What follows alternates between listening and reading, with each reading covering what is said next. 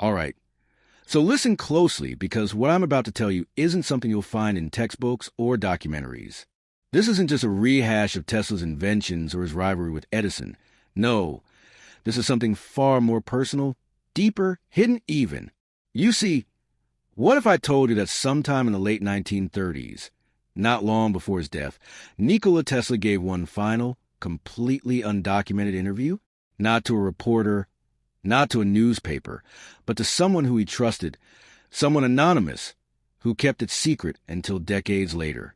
The details were scattered across letters, notes in code, hidden transcripts, and only recently, through painstaking research, have they begun to piece it all together. This isn't about coils and current. This is about Tesla's personal discoveries, his understanding of energy that went beyond the physical, his views on the divine, and most shockingly, his theory about immortality. Not metaphorical, but actual, literal human immortality. And no, this isn't science fiction. This is Tesla. And as you'll see, it's disturbingly grounded in science. Let me walk you through exactly what was said. Tesla began the interview by making it very clear. What he had discovered in his later years was not meant for the public. Not because it was dangerous, he said, but because the world wasn't ready. He claimed the greatest mistake humanity had made was reducing energy to something mechanical, electrical, a utility. He said, and I quote, "Energy is the face of reality, but not its source." That single sentence, "Energy is the face of reality, but not its source," formed the foundation of what followed. You have to understand, Tesla believed energy was not just the stuff of machines. He believed consciousness itself was a form of energy, not metaphorically, literally, that our thoughts, our identities, our souls, if you will, were energetic patterns resonating within a grander field. And here's where it gets wild.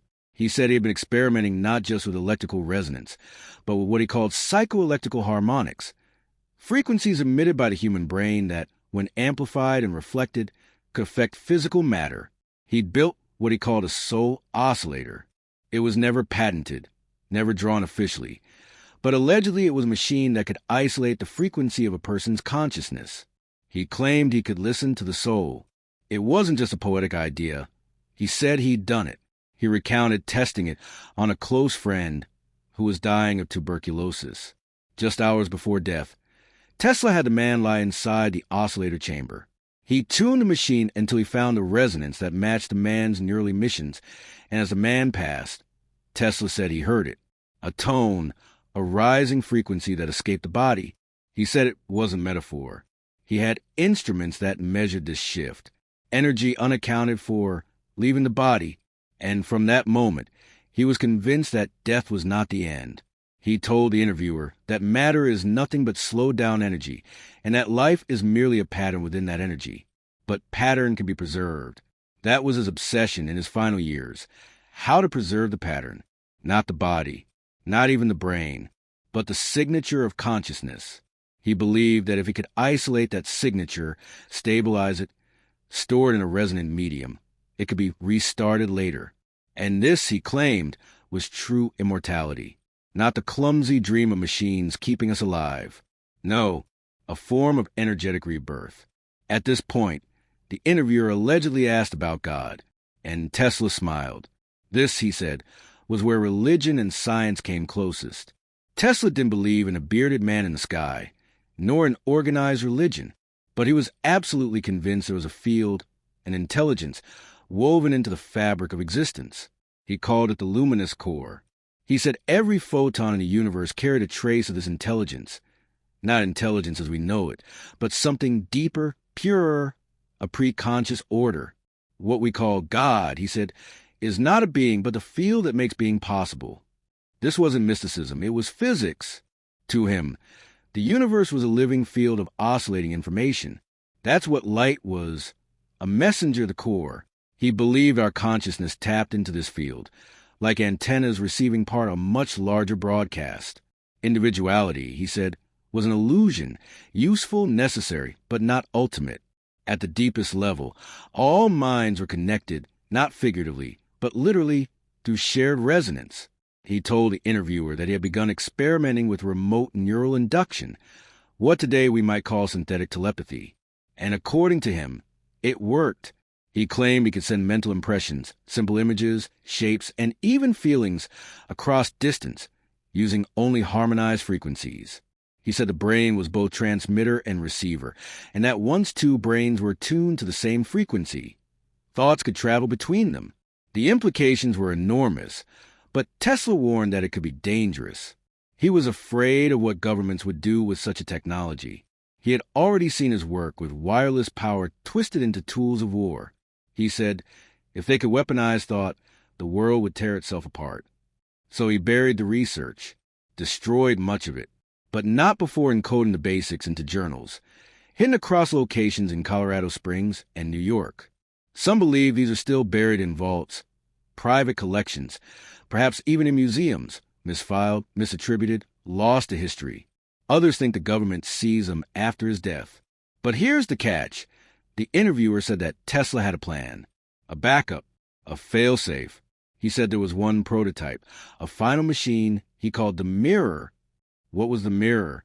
Tesla claimed it was a device that, when activated, would show you your true frequency, your deepest energy signature. Not what you think you are, what you truly are. He said it could induce a state of profound self-awareness, where all the masks fell away. The interviewer asked if it was like a hallucination. Tesla replied, no. A hallucination is when you see something that's not there. The mirror shows you what is there, but has been hidden by noise. It was allegedly built just once and tested on himself. He described the experience as both beautiful and terrifying. You see your entire life, he said, not as a series of events, but as a pattern, a vibration. You see how every action rippled across time. Every thought, every intention, it all echoes. There is no isolation, no privacy, no escape. That was when he began to believe in karma, not in the mystical sense, but in the energetic one, that every choice feeds into the field, that who we are is what we resonate. He became reclusive after that, not because he'd gone mad, but because he finally saw the cost of every action, and he didn't want to add noise to the field anymore. The interviewer described Tesla as both profoundly sad and deeply at peace. And here's where it starts getting really strange. Tesla spoke of a phenomenon he called the echo field. It's hard to translate, but essentially it's the idea that every conscious act creates a kind of time imprint, a wave that moves not just forward, but backward through time. He believed that some people, sensitives, could pick up on these backward echoes, premonitions, déjà vu intuition. They were all symptoms of echo field interference. He believed that time was not linear, that the past, present, and future all coexisted in a layered vibrational structure, and that consciousness could sometimes slip between these layers. Now, if you're still with me, you're probably wondering, is any of this real? Could any of it be true? The most chilling part is how much of what Tesla described is starting to be echoed by modern quantum physics, by theories of the holographic universe, by research into consciousness and non-locality. Did Tesla glimpse something far ahead of his time? Did he see the blueprint beneath reality? He told the interviewer near the end, we are not bodies with energy. We are energy with temporary bodies. And energy does not die. It transforms.